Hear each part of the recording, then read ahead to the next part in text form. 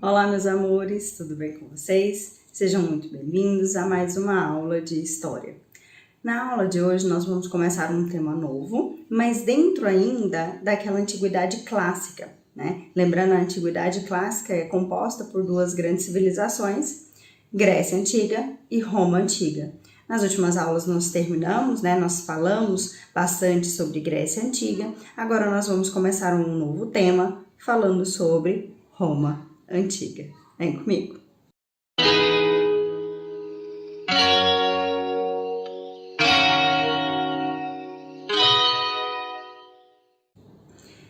Roma Antiga, meninos, é um tema mais extenso que Grécia Antiga. Portanto, nós vamos dividir aqui em algumas aulas para a gente conseguir entender todo esse contexto, tanto da origem até a queda do Império Romano do Ocidente, tá bom? Então, inicialmente, nós vamos ver, nesse vídeo de hoje, nessa primeira parte, nós vamos ver a localização, a origem, o período monárquico e parte do período republicano, tá? Geralmente, a gente divide esses conteúdos em períodos para que a gente consiga entender melhor, compreender melhor as suas características, né? Essa divisão, ela é feita a partir do ponto de vista político, tá? Então, nós vamos ver, como eu disse agora para vocês nessa aula, além da origem e da localização, nós vamos falar sobre o período monárquico, o período em que Roma foi governada por um rei, tá? Foram no conjunto aí 7 reis, nós vamos falar sobre eles daqui a pouco. Depois, nós dividimos esse período em república, nós chamamos esse período posterior à monarquia de república, e por fim, o período imperial. Durante cada um desses períodos existem características diferentes, características dessa sociedade, ela vai funcionar e vão ter características diferentes em cada um desses períodos. E nós vamos falar sobre isso ao longo de todo esse conteúdo, tá bom? Assim como de costume, como vocês já sabem, montei uma apresentação para a gente ir seguindo essa ordem cronológica e conseguir aí compreender um pouco desse conteúdo sobre Roma Antiga, tá bom? Vem cá comigo para a gente analisar aqui essa apresentação. Olha só, coloquei aqui ao fundo uma imagem que muito tem a ver com essa temática de hoje, né? Esse daqui é o Coliseu, são as ruínas do Coliseu. Está localizado hoje na cidade de Roma, na Itália, é um ponto extremamente turístico, as pessoas que vão até Roma geralmente costumam visitar esse local, O Coliseu foi muito importante, principalmente ali no período republicano e imperial de Roma, era onde acontecia aí as lutas, entre os gladiadores. Nós vamos ver aí os motivos dessas lutas, vamos entender todas essas características. Mas aqui eu já quero que vocês visualizem esse Coliseu, tomando ele como ponto de partida, como referência aí para essa Roma Antiga. Uma coisa que é interessante a gente pensar, meninos, é que, por exemplo, hoje o que a gente vê como Roma é completamente diferente do que existia antigamente, que a gente chama de Roma Antiga, tá? Ou Império Romano, ou História de Roma, tá? Obviamente, em Roma, hoje, se você for visitar, você vai conseguir visualizar a ruína de vários monumentos históricos daquele período, da antiguidade. Então, como agora, que eu coloquei na imagem para vocês do Coliseu, vocês vão poder aí ver vários outros pontos, as casas de banho e, enfim, vários monumentos históricos, ruínas que estão aí preservadas até hoje lá para a gente visitar. Mas o território é completamente diferente. Roma Antiga vai atingir a extensão territorial tão grande, depois eu vou mostrar no mapa aqui para vocês, que vai aí dominar boa parte do entorno aqui do Mar Mediterrâneo, por exemplo, tá? Então, Roma Antiga vai ser muito maior em termos territoriais, óbvio, do que hoje a gente fala, do que hoje é Roma, que é a capital da Itália, que é ali uma cidade. Ok? Então, olha só, aqui nós vamos para o primeiro balãozinho falando sobre a localização e a origem de Roma. Interessante falar já logo de cara que eu coloquei para vocês um símbolo, né, de Roma, que é uma loba amamentando duas crianças. Muito provavelmente aqui vocês vão lembrar das aulas lá da quinta série de vocês, quando vocês viram a história de Roma. A professora de vocês, com toda certeza, contou a mitologia, né, a história de origem mitológica de Roma, que tem a ver justamente com essa imagem. Guarda aí que daqui a pouco a gente vai voltar e vai falar sobre ela, tá? Localização. Roma Antiga se localiza aqui inicialmente, né, nessa Península Itálica, aqui onde eu estou mostrando para vocês. Vou aproximar esse mapa para a gente conseguir visualizar melhor. A resolução dele não é excelente, mas foi o melhor que eu consegui para a gente entender aqui a expansão, né, o crescimento desse território romano ao longo dos períodos históricos que eu já falei para vocês: monarquia, república e império. Aqui, rosinha, eu tenho esse período monárquico, né? Então, durante a monarquia romana, Roma Antiga era apenas esse território. Na verdade, nesse período monárquico, é a união, né, de várias vilas. Tá? Então não tinha ainda toda essa união territorial, não tinha ainda toda essa extensão territorial que vai existir, que vai crescer tanto durante o período republicano, né? Ao contrário do que muitas pessoas imaginam, esse auge dessa extensão territorial vai ser atingido no período republicano e não no período imperial, tá bom? As maiores conquistas territoriais foram empreendidas na República. Então volta para cá. O período republicano, esse mapa onde está em amarelo, simboliza toda essa extensão, essa expansão territorial que foi adquirida no período aí que nós conhecemos, nós chamamos de República, por volta de 509 a.C. até 27 a.C., tá? Inclusive aqui conquistando parte do território aqui africano. E, né, como eu disse para vocês, dominando esse território aqui do mar Mediterrâneo. Situação, né, questão que traz muito poder para Roma, porque eu já disse para vocês em outras oportunidades que esse mar Mediterrâneo é um importante entreposto comercial por fazer aí a ligação, um elo de ligação entre três grandes continentes, né, entre três importantes continentes: o continente africano, asiático e europeu. E essa Roma antiga vai dominar aí todo esse território ali em volta desse mar Mediterrâneo. Então isso é muito importante, faz com que essa Roma antiga, em todas essas suas fases, tenha muito poder ali político, econômico naquele território, tá? Aqui em verde nós temos as conquistas imperiais. E aí depois nós vamos estudar como que esse período, como que essa civilização romana vai chegar ao seu fim. Tá? Então, voltando para cá, é localizada nessa Península Itálica, começa o seu desenvolvimento ali no século 8 a.C. E como eu já expliquei para vocês, nós dividimos essa história da Roma Antiga em alguns períodos para ficar mais fácil o nosso entendimento. São períodos políticos, né? Monarquia, república e império. Vamos aqui para a origem, né?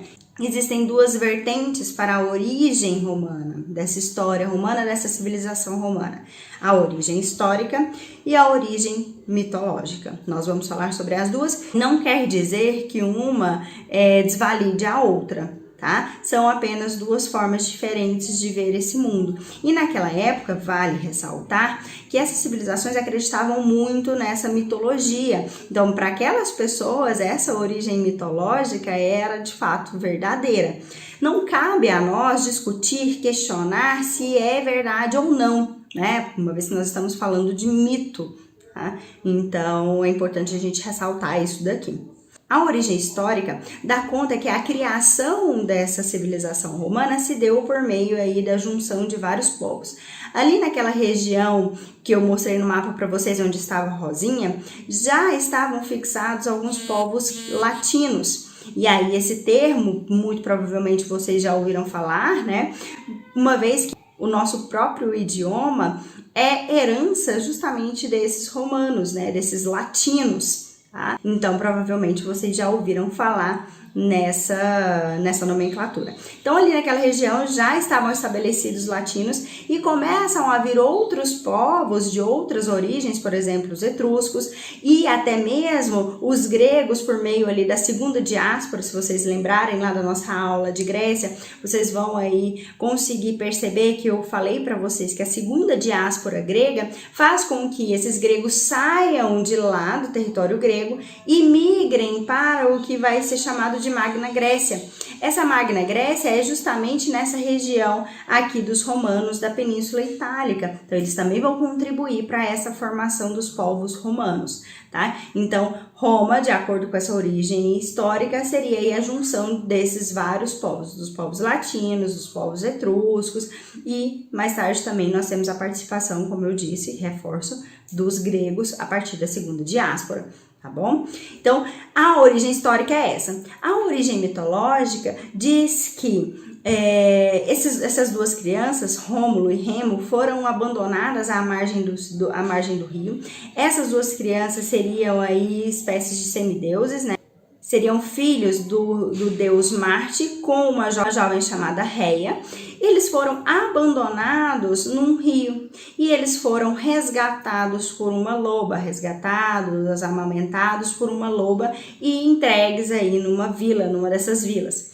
Rômulo e Remo cresceram, né? E aí a partir de uma série de disputas entre esses irmãos, Rômulo acaba matando Remo e funda aí uma nova vila, uma nova cidade chamada Roma, em homenagem ao irmão que ele mesmo matou. Essa é a origem mitológica, tá bom? Vem aqui que a gente vai ler e vai ficar mais claro para vocês. Olha só. Após a destruição de Troia, o troiano Enéas liderou um grupo de refugiados que se estabeleceram na Península Itálica. E isso conta, né, essa viagem, essa chegada desses povos que vão contribuir para essa formação dos povos romanos, é contado por meio do poema A Eneida, do autor Virgílio. Tá? Fica aí a dica para vocês, se vocês tiverem interesse em lerem e conhecer essa história. Esses povos também vão contribuir, né, para a formação dessa civilização romana. Fundada por pastores que se estabeleceram na região centro-ocidental da Península Itálica, né, os etruscos, os italiotas, os gregos, latinos, como eu falei agora há pouco para vocês. Por último aqui, o último tópico desse slide, nós temos aqui a questão da origem mitológica, né? De acordo com ela, Roma teria sido fundada pelos irmãos gêmeos Rômulo e Remo. Segundo a lenda, os irmãos foram atirados às margens do rio Tibre, a mando do seu tio Amulo, e aí tem um desenrolar, como eu contei para vocês, né? Rômulo, depois de várias disputas, brigas entre esses irmãos, Rômulo mata Remo, funda aí uma nova vila, uma nova cidade chamada Roma, em homenagem ao irmão que ele mesmo matou. Okay? Olha esse mapinha aqui que interessante que eu coloquei aqui para vocês, que são esses povos pré-romanos, né? Então eu tenho essas tribos latinas que se encontravam aqui, que obviamente se confundem, né? Que obviamente são na mesma localização do mapa anterior, onde estava a rosa, daquela questão do período monárquico. As tribos umbro-sabéticas, que aqui é esse verde água, pelo menos para mim é verde água isso aqui, laranjado ou amarelo. Mas você acha que eu sou um pouco daltônica, não tô sabendo distinguir as cores aqui certinho. As tribos ilíricas, que seriam essas em laranjado ou amarelo, depende do seu grau de daltonismo. Rosa, o núcleo originário dos etruscos. Tá? E esses etruscos são importantes porque alguns dos reis, né, os últimos 3 reis do período monárquico são justamente os etruscos. Tá? O território cartaginês, que é em verde, esse aqui é importante porque os romanos vão disputar território, vão disputar o domínio do mar Mediterrâneo com os cartagineses pelas conhecidas guerras púnicas, lá no período republicano. Nós vamos falar sobre essa disputa nas próximas aulas, tá bom? E aqui nós temos esse em azul, o período, o domínio grego, que seria, como eu disse para vocês, aquela questão da Magna Grécia por meio da segunda diáspora, tá? Voltando para cá, nós vamos então começar a falar sobre esse período monárquico. Essa monarquia, meninos, esteve vigente entre os anos de 753 a 509 a.C. E aqui é importante colocar essas nomenclaturas antes de Cristo e depois de Cristo, porque esse cristianismo vai surgir, inclusive, dentro desse Império Romano, tá? Inclusive dentro dessa história romana. Então, é muito importante fazer essa distinção entre antes de Cristo e depois de Cristo. Durante esse período monárquico, né, e aí o próprio nome já diz, Roma era administrado por reis, né? Monarquia, o poder centralizado nas mãos de uma pessoa. Mas diferente do que a gente poderia imaginar ao se falar de monarquia, aqui os reis, eles não era o rei com poder hereditário, né? Passar de pai para filho. Os reis, eles eram eleitos, tá bom? Dentro da lógica aqui. E quem elegia esses reis era em uma parcela, eram cidadãos romanos, né? Que era uma pequena parcela daquela sociedade. Nem todas as pessoas que viviam ali em Roma eram considerados cidadãos. Isso é muito importante de se entender, tá? Daqui a pouquinho a gente vai falar melhor sobre essa divisão da sociedade e isso vai ficar mais claro aqui para vocês. Consta na história que existiram 7 reis. 4 reis foram italiotas e 3 reis foram etruscos, e como eu disse para vocês, eles eram eleitos. Existiam 2 instituições políticas, né, administrativas, que são muito importantes nesse período. O Senado, né, na verdade o Senado ele vai ser a instituição mais importante ao longo de todos esses períodos. O Senado é a única instituição que vai permanecer, né, que vai se perpetuar tanto na monarquia, na república e no império, e era uma instituição muito forte e muito importante. O Senado era a reunião de alguns anciãos que justamente escolhiam, elegiam esses reis e aprovavam, criavam essas leis. Uma outra instituição importante nesse período eram os comícios curiais. Esses comícios curiais eram a reunião de alguns guerreiros que validavam as ações, validavam as leis criadas pelo Senado. Tá? Mas dentre essas duas, a mais importante e a mais poderosa de todas é justamente o Senado. É o Senado que vai, por exemplo, destituir o último rei, né, que era um rei etrusco, chamado Tarquínio o Soberbo, né, olha o apelido do cara. Naquele período existe uma tradição de colocar o apelido, né, desses reis, Tarquínio, Soberbo, e isso vai se perpetuar. Lá na frente da história da Inglaterra tem a Rainha Elizabeth a Virgem, enfim. Então Tarquínio, o Soberbo, foi o último rei e ele foi destituído justamente pelo Senado, porque ele queria se sobrepor ao poder do Senado. E é justamente dessa forma que acaba a monarquia e passa a se estabelecer a república ali em Roma. Vem cá no slide para a gente entender melhor as características dessa monarquia antes da gente falar da república, tá? Nesse período, então, a sociedade romana estava estruturada em função da posse de terras, né? Então, os mais poderosos, né, daquele período eram quem tinha a posse dessas terras, eram os patrícios, nós vamos conhecê-los agora, tá? Olha só essa pirâmide da sociedade aqui, mais uma vez uma pirâmide, mas para a gente conseguir entender a organização e como estava estruturada essa sociedade. Vamos começar na pirâmide aqui por baixo, né? Eu sempre gosto de começar aqui pela base dessa pirâmide. Nós temos aqui os escravos, né, que eram considerados instrumentos de trabalho. É interessante, meninos, a gente ressaltar mais uma vez que esses escravos é uma lógica completamente diferente da escravidão moderna. Esses escravos eram prisioneiros por guerras ou por dívidas. Esses escravos nem sempre eram utilizados na força braçal, né, em trabalhos de força braçal. Às vezes eles eram professores. Esses escravos eram designados para outras funções e não apenas para a força braçal ou bruta. Tá? Acima deles estariam ali os plebeus. Esses plebeus a princípio não tinham direitos. Nós vamos falar daqui a pouco sobre as conquistas dos direitos desses plebeus, segura aí, tá? Eles eram lavradores, comerciantes, artesãos, né? Era a maioria do exército, por exemplo. Era a maioria da população romana, né? Os plebeus e os clientes. Esses clientes eram os estrangeiros, né, mas que viviam ali em Roma. Eles muitas vezes estabeleciam comércio com os próprios patrícios, tá? E por último, aqui no topo dessa pirâmide, tem os patrícios, que eram esses maiores proprietários de terras, e são eles que são os considerados cidadãos e que vão aí exercer os cargos políticos. Nessa outra imagem, vou aproximar aqui para vocês, se vocês quiserem inclusive tirar print, aconselho, tem aqui explicando certinho quem é quem nessa vida romana.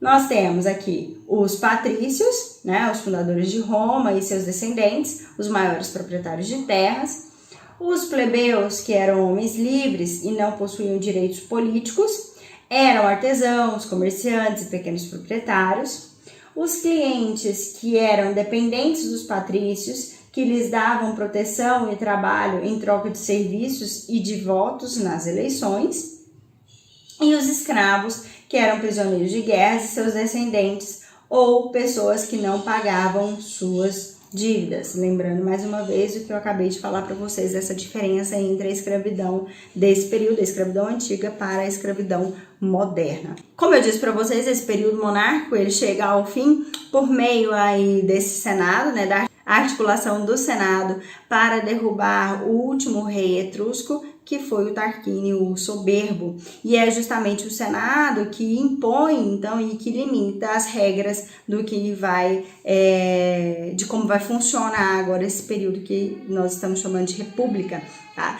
E é interessante a gente pensar que república, esse conceito de república, também é um pouco diferente do que a gente tem hoje, mas que é um dos legados, inclusive, dos romanos, tá? Esse estilo de regime republicano. Teoricamente, república significa coisa pública, então a partir disso, a partir da implementação desse período, vai existir uma preocupação maior e uma diferenciação daquilo que é público e daquilo que é privado, né, e da administração. Okay? República não quer dizer que é um sistema democrático necessariamente, são dois conceitos diferentes, tá? É importante a gente ressaltar isso. Vamos aqui então falar sobre esse período republicano. Esse período republicano vai durar de 509 a 27 a.C. É um período em que vão ser empreendidas diversas conquistas territoriais, que os romanos aí, a partir de um exército forte, de várias guerras, como por exemplo, eu já citei lá atrás para vocês as guerras púnicas, né, vão aí conquistar vários territórios e obviamente a partir da conquista de vários territórios vai aumentar também a população, uma vez que os escravos eram advindos também de prisioneiros de guerras, né, então geralmente a população que perdia aquele conflito, aquela população se tornava escrava, então isso vai gerar lá na frente um certo problema também. Isso nós vamos ver na próxima aula. Vamos falar sobre as características dessa organização, desse período romano, dessa organização político-administrativa. A sociedade romana ela vai permanecer sempre mais ou menos naquela característica da pirâmide que nós vimos, tá? Patrícios, né? Plebeus ou clientes, aqui independe dessa posição, dessa pirâmide. Os clientes vêm primeiro porque são em menor quantidade, os plebeus embaixo e os escravos. Tá? Na república, nós vamos ter uma organização político-administrativa mais complexa que na monarquia, olha só. O Senado, né, ele permanece, como eu já disse para vocês, era o órgão máximo dessa república, funcionava como órgão legislativo, cabia a esse Senado as decisões sobre a guerra, paz e controle de orçamento público. Além deles, né, vão existir aqui os magistrados, que nós vamos falar sobre eles agora, mas também existiam algumas assembleias que auxiliavam na eleição desses magistrados, que auxiliavam aqui ao Senado, tá? Vamos falar primeiro sobre esses magistrados, como está aqui no nosso slide. Olha só essa imagem, vou aproximar e mais uma vez eu sugiro, aconselho que vocês tirem print disso daqui, mas também no livro de vocês tem uma imagem falando sobre esses magistrados e essa ordem hierárquica, inclusive, desses magistrados, tá? Acima deles, acima de todos eles, né, o mais importante desses magistrados seriam os cônsules. Esses cônsules eram responsáveis pelo comando dos exércitos em tempos de guerra, além de presidir o Senado e os comícios. Então, os cônsules era aqui abaixo do Senado, digamos assim, a pessoa mais importante de Roma, porque ele basicamente administrava Roma.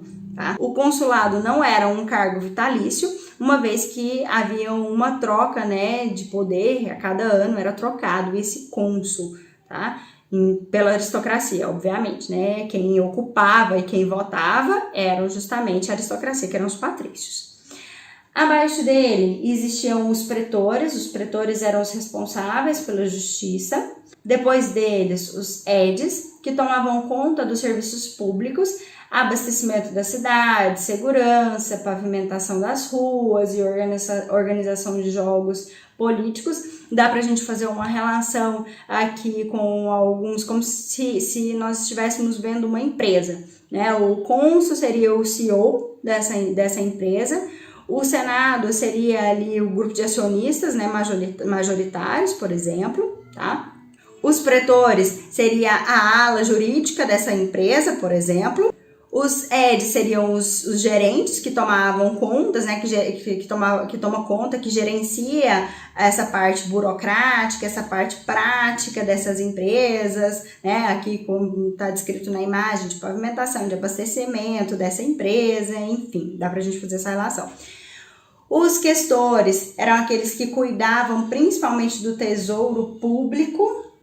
Então, por exemplo, os questores, dentro dessa nossa empresa da Roma Antiga, a gente poderia dizer que esses questores era aí o setor de contabilidade, né, que vai dar conta dessa contabilidade da empresa, tá? Dá pra gente relacionar. E por último, e não menos importante, óbvio, teríamos os censores, que eram aqueles que faziam a contagem da população, mantinham o controle da conduta do cidadão e supervisionavam as despesas públicas. É quase que aqui o setor de RH de uma empresa. Ou se a gente fosse relacionar também em relação ao censo, o IBGE de hoje. Tá? Só que relacionando com o que a gente tem de palpável, né, de real, para vocês entenderem aqui a complexidade, né, dessa administração romana, beleza? Aqui só para a gente frisar mais uma vez a importância de algumas instituições, né? Por exemplo, o Senado, ele conservou-se durante muito tempo na República, era formado pelos chefes das principais famílias romanas. Sua influência aumentou de tal modo que no fim da República exercia praticamente todos os poderes. O consulado, que como nós acabamos de ver, era encarregado do poder executivo, era exercido por 2 cônsules eleitos pelos comícios centuriais pelo prazo de 1 ano. Como eu disse para vocês, havia essa alternância, tá? Por último, o ditador, isso aqui não era sempre que existia, né? Era apenas em caso de perigo da pátria, era nomeado um ditador por 6 meses com poderes absolutos. O primeiro ditador aqui romano foi o Tito Laércio em 498 a.C. Em termos econômicos, Roma era uma civilização que tinha a sua base não apenas na agricultura, mas também no comércio. Olha só, inicialmente na produção e comercialização de pães, legumes e raramente carne. Mais tarde tornou-se mais variada, né? Produzia-se ovos, peixes, ostras, cogumelos e a comercialização de produtos pelo mar Mediterrâneo, principalmente mais tarde, quando no período republicano eles conquistarem aquela região ali do mar Mediterrâneo. Tá? Caminhando aqui para o final, nós precisamos falar sobre o conflito entre patrícios e plebeus. Né? Lembra daquela organização que a gente viu lá na pirâmide, né? Os patrícios aí seriam essas pessoas, os cidadãos romanos que ocupavam esses cargos políticos, e é justamente por conta dessa discrepância, né? Dessa desigualdade entre um e outro que vai acontecer o conflito entre eles, e que no final disso tudo os plebeus vão acabar alcançando algumas concessões, vão conquistando algumas leis importantes para eles. Olha só. As causas desse conflito, né? A marginalização política, a discriminação social, a desigualdade econômica. Quais seriam as exigências? A igualdade de direitos políticos, o direito de serem eleitos para as magistraturas, porque, como eu disse lá atrás, quem era até então, né, desse conflito, quem eram eleitos, quem poderiam disputar esses cargos eram apenas os patrícios. A autorização para o casamento entre patrícios e plebeus, que também era proibido, além da extinção da escravidão por dívidas. Após vários conflitos entre patrícios e plebeus, esses plebeus vão conseguir alcançar algumas concessões, né, que vão ser transformadas em leis, por exemplo. Tá? Então, olha só aqui.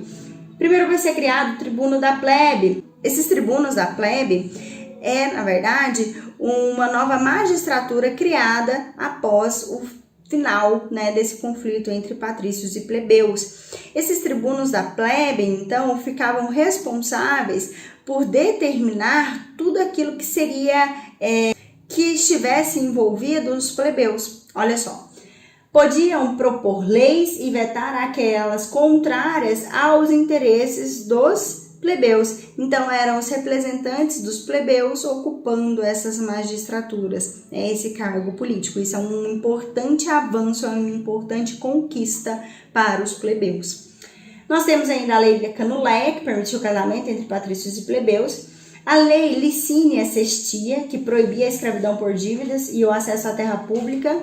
Isso é muito importante, uma vez que vai haver uma diminuição, né, dos escravos nesse período, que não vai ser muito grande, porque aqui no período republicano eles vão estar conquistando muitos territórios, então os escravos vão ser advindos por meio dessa disputa territorial. Entre 409 e 300 a.C. foram votadas leis que aboliram a escravidão e permitiu o exercício de funções em qualquer magistratura pelos plebeus, como eu disse para vocês no caso dos tribunos da plebe. Aqui são apenas algumas leis. Outra muito importante é a lei das 12 tábuas, que garantia aos plebeus a igualdade jurídica em relação aos patrícios. Isso significava que os juízes, né, agora teriam que praticar a isonomia, ou seja, eles teriam que julgar os casos não levando em consideração a posição da sociedade, a posição daquele elemento na sociedade. Por exemplo, antes disso, os patrícios eram julgados de um jeito, os plebeus eram julgados de outros. A partir dessa lei das 12 tábuas, garantia-se então a igualdade jurídica entre esses patrícios e esses plebeus. Tá? Com todo esse conflito entre patrícios e plebeus, é criado também um novo setor dessa sociedade que nós vamos chamar de nobilitas. Esses nobilitas eram esses plebeus que vão se enriquecer, né, que vão se ascender nessa sociedade após esse conflito entre patrícios e plebeus. Coloquei aqui para vocês, né? Esses nobilitas eram uma nova aristocracia. Eram patrícios e plebeus com grande influência política e muitas terras. Tá? Então, aí, após esse conflito entre esses patrícios e plebeus, há uma pequena modificação nessas características dessa sociedade romana. Na próxima aula, nós vamos falar sobre essa expansão do período republicano, a crise desse período republicano e o período imperial. Espero que tenha ficado claro para vocês. Qualquer dúvida, mande mensagem lá no WhatsApp. É muito importante que vocês não fiquem com essa dúvida. É um conteúdo muito importante para vocês, tá? Um beijo e até a próxima. Tchau, tchau.